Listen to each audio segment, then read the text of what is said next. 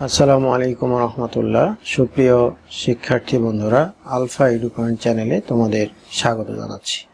কেমন আছো তোমরা? ভালো নিশ্চয়ই। আলহামদুলিল্লাহ, আমিও ভালো আছি। আজ আমি তোমাদের চতুর্থ শ্রেণীর গণিত বিষয়ের তোমাদের মূল বইয়ের অষ্টম অধ্যায় সাধারণ ভগ্নাংশ নিয়ে আলোচনা করব ইনশাল্লাহ।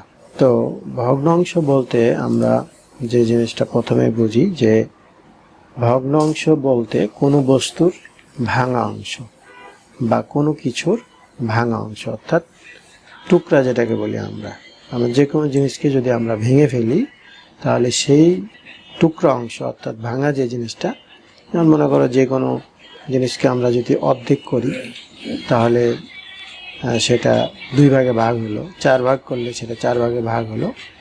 এগুলো আমরা তৃতীয় শ্রেণীতে দেখিয়েছিলাম।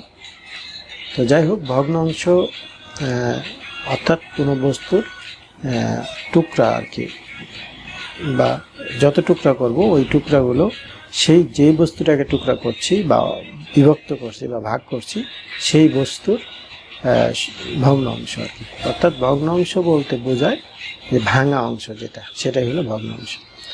তো এখানে দেখো তোমাদের অষ্টম অধ্যায়ে সাধারণ ভগ্নাংশ এখানে লেখা আছে 8.1-এ যে সমহর বিশিষ্ট ভগ্নাংশে সমহর বিশিষ্ট সাধারণ ভগ্নাংশ। যাই হোক, আমি বলছি চলো পর্যালোচনা করি। ভগ্নাংশের বিভিন্ন অংশের নাম মনে করি। অর্থাৎ এখানে এই বলা হচ্ছে যে আমরা তো তৃতীয় শ্রেণীতে শিখেছিলাম যে এই যে ভগ্নাংশগুলো আছে সেই ভগ্নাংশগুলোর কোনটার কি নাম। এখানে দেখো যে আমরা জানি যে উপরের দিকে যেটা থাকে সেটা হলো লব, আর নিচের দিকে যেটা থাকে সেটা হলো হর।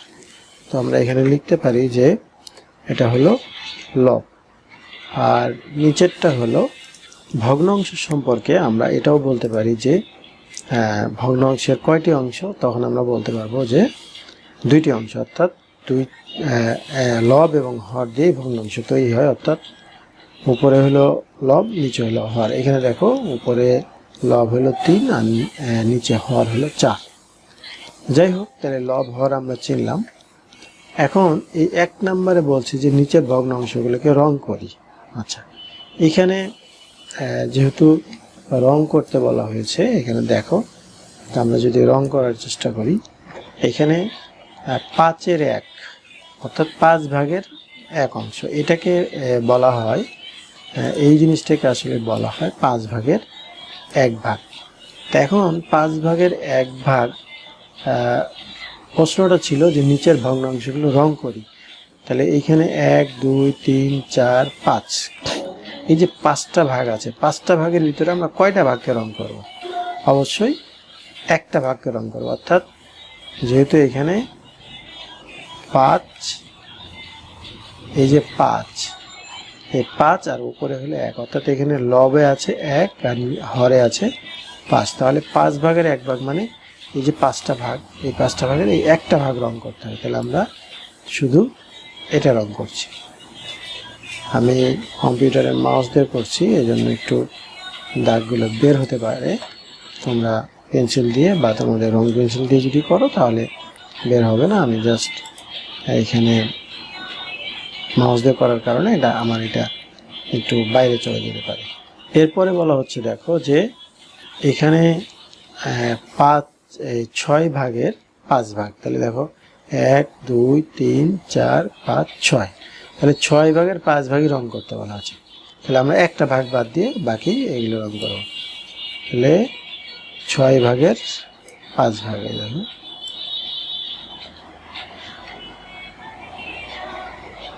6 ভাগের 5 ভাগকে আমরা রং করলাম।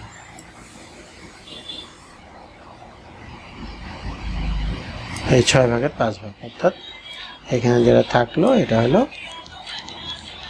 1 অংশ। 6 ভাগের 5 ভাগ। এরপরে বলা হচ্ছে 8 ভাগের 3 ভাগ। এখানে দেখো 8টা ভাগ আছে, 1 2 3 4 5 6 7 8, 8 ভাগের 3 ভাগ। তাহলে এখান থেকে এই 3 ভাগ, এই 3 ভাগকে রং করলে হবে 3 ভাগ, এই 3 ভাগ। এখানে দেখো যে তাহলে আমরা এটা নির্ধারণ করলাম যে এখানে এই 6/5 রং করেছি, এখানে 5/1 রং করেছি, আর এখানে 8/3 রং করেছি, 8/3 রং করেছি। তাহলে 1 নম্বরে যে প্রশ্নটি ছিল নিচের ভগ্নাংশগুলোকে রং করি, সেটা আমরা করে ফেললাম। এটাই কিন্তু এই 1 নং প্রশ্নের সমাধান। এরপরে দেখি আমরা 2 নম্বর। 2 নম্বরে দেখো এই 2 নম্বরে এখানে বলা হচ্ছে যে বড় অথবা ছোট অথবা বড় এই প্রতীক বসায়। এই যে আমরা এখানে যে প্রতীক দুটা দেখতে পাচ্ছি, এই প্রতীক দুটা হলো যে আমরা এই প্রতীকগুলোকে এখানে বসাবো এবং এই সত্য মিথ্যাটা আমরা খুঁজে বের করবো যে আসলে এটা কি লেখা আছে। একটা জিনিস তোমরা মনে রাখবে যে যদি কোনো ভগ্নাংশের হর সমান হয়, তাহলে ওই ভগ্নাংশটার 2টা ভগ্নাংশের মধ্যে যে ভগ্নাংশটা লব বড় সেই ভগ্নাংশটাই হবে বড় ভগ্নাংশ। তো এখন আমরা এখানে যেটা বসাবো সেটা হলো দেখব যে এই ভগ্নাংশ 2টার মধ্যে কোনটা বড়। তাহলে আমরা কি জানলাম যে যেই ভগ্নাংশগুলোর হর সমান সেই ভগ্নাংশের উপরের যেটা বড় সেটাই হলো, অর্থাৎ লব যেটা বড় সেটাই বড় ভগ্নাংশ। তাহলে এখানে আমরা কোন চিহ্নটা দিব? এই চিহ্নটা দিব, যে এই ভগ্নাংশের চাইতে আমরা দিব এই চিহ্নটা, যে এই ভগ্নাংশের চাইতে এই ভগ্নাংশটা বড়, অর্থাৎ 4/1 চাইতে 4/3 অবশ্যই বড়। তোমরা নিজেরাও বুঝতে পারছো 4/1 কতটুকু হবে আর 4/3 কতটুকু হবে, এটা বড়। এরপরে 2 নম্বরে দেখো এখানে আছে 5/2 আর এখানে 5/1। তাহলে 5/2 চাইতে 5/1 কি হবে? ছোট হবে। তাহলে আমরা এদিকে প্রতীকটা দিব এরকম। আর প্রতীকটা হলো যে যেই পাশ বন্ধ থাকে ওই পাশ হলো ছোট বোঝায়, আর যে পাশ খোলা থাকে বড় থাকে সেটা হলো বড় বোঝায়। তাহলে এটার চাইতে এটা বড়, তাই এটার চাইতে এটা বড়। এরপরে 3 নম্বরে দেখো 7/5 আর এখানে 7/4। তাহলে 7/5 হলো বড়, 7/5 বড়। এরপরে এইখানে দেখো একটা জিনিস, এইখানে হলো তোমরা 3য় শ্রেণীতে এই ধরনের অঙ্ক শিখেছো, বা এখানে যখন 1 থাকবে, এখন আমরা এটা কোনটাকে ছোট এবং কোনটাকে বড় বলবো। যখন 1 থাকবে তখন সংখ্যাটা অবশ্যই পূর্ণ সংখ্যা, ভগ্নাংশ না। তাহলে কোনো ভগ্নাংশ অবশ্যই পূর্ণ সংখ্যার চাইতে ছোট, বড় হবে না, ছোট হবে। যেমন ধরো এটা মনে করো একটা লাঠি, তো এটাকে আমি টুকরা করলাম 1 2, এই ধরো 3 টুকরা করলাম। এই 3 টুকরা করার জন্য এখানে দেখো এই 3 টুকরার যে কোনো একটা টুকরা কি এই মানে এই টুকরাটা অথবা এই টুকরাটা, এই যে কোনো একটা টুকরা কি এই বড় এই লাঠিটার চাইতে কি বড় হবে? বড় হবে না। একটা লাঠিকে আমি ভেঙে 3 টুকরা করলাম, তাই 3 টুকরার এই টুকরাগুলো কি এটার চাইতে বড় হবে? বড় হবে না। অর্থাৎ কোনো ভগ্নাংশ 1-এর চাইতে সবসময় ছোট হবে, সবসময় ছোট কোনো ভগ্নাংশ। তো সেই ক্ষেত্রে মিশ্র ভগ্নাংশ আবার বড় হতে পারে, 1-এর চাইতে বড় হতে পারে মিশ্র ভগ্নাংশ, কিন্তু 1-এর চাইতে যে কোনো ভগ্নাংশ ছোট। সেই ক্ষেত্রে এটা তো মিশ্র ভগ্নাংশ না, সুতরাং আমরা এটাকে এইভাবে দেখব যে 1-এর চাইতে এটা ছোট। তাহলে আমরা এই চিহ্নটা দিতে পারি এখানে, যে এটার চাইতে এটা ছোট, অর্থাৎ 1-এর চাইতে এটা ছোট। কিভাবে হয় আমরা একটু যদি বুঝি, এখানে 8 আর এখানে হলো 9, এখানে 9।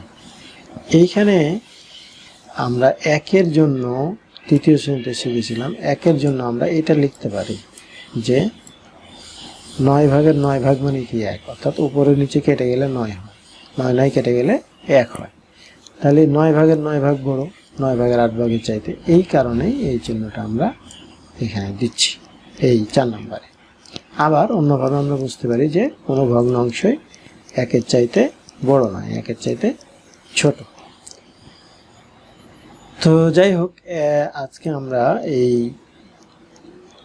87 পৃষ্ঠার এইখানে 8.1-এর 1 এবং 2 নং এই প্রশ্ন দুইটি সমাধান করার চেষ্টা করলাম এবং ভগ্নাংশ সম্পর্কে আমরা সামান্য আলোচনা করলাম। পরবর্তীতে আমরা বাকি যে সমস্যাগুলো আছে সেই সমস্যাগুলো সমাধান করার চেষ্টা করব ইনশাল্লাহ। আজকের ভিডিওটি এ পর্যন্তই। যদি ভিডিওটি ভালো লাগে তাহলে লাইক, কমেন্ট ও বন্ধুদের মাঝে শেয়ার করতে পারো, যেন তোমার মতো অন্যরা উপকৃত হতে পারে। কথা হবে পরবর্তী ভিডিওতে। সেই পর্যন্ত মহান আল্লাহ তাআলা আমাদের সকলকে ভালো রাখুন। আল্লাহ হাফেজ। আসসালামু আলাইকুম ওয়া রাহমাতুল্লাহ।